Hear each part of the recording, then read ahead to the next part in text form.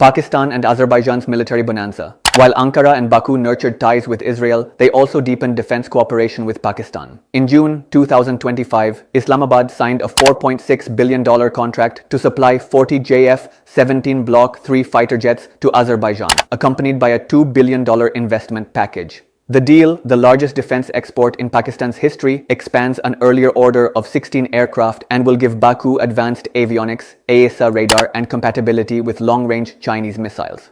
Pakistani officials hailed the sale as proof that the country's defense industry can compete globally. Azerbaijan sees it as part of a broader modernization of its air force following its wars with Armenia.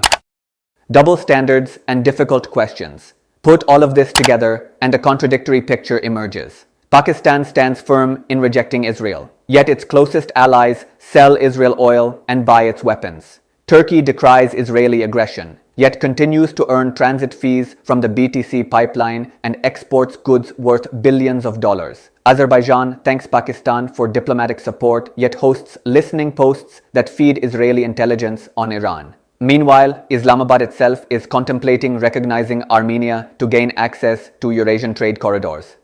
Gulf contradictions. Saudi Arabia, the UAE, and Qatar. The uncomfortable questions don't end with Turkey and Azerbaijan. A look at our other brother countries shows the same pattern of public outrage married to private cooperation. Saudi Arabia loudly paused its push to normalize relations with Israel after the Gaza war, and Crown Prince Mohammed bin Salman told Washington that recognition would depend on Israel taking concrete steps toward a Palestinian state. Yet Riyadh hasn't abandoned its strategic ambitions. Instead of the full-blown mutual defense treaty it once sought, the kingdom is negotiating a more modest security pact that would expand joint drills, promote Saudi investment in US drone defense technologies, and open the door to larger weapons sales. The head of the Gulf Research Institute summarized it bluntly. Saudi Arabia will get a deal that allows more military cooperation and sales of US weapons, but not the binding treaty it initially wanted. In other words, the kingdom is shelving political conditions while still banking on the military and economic benefits.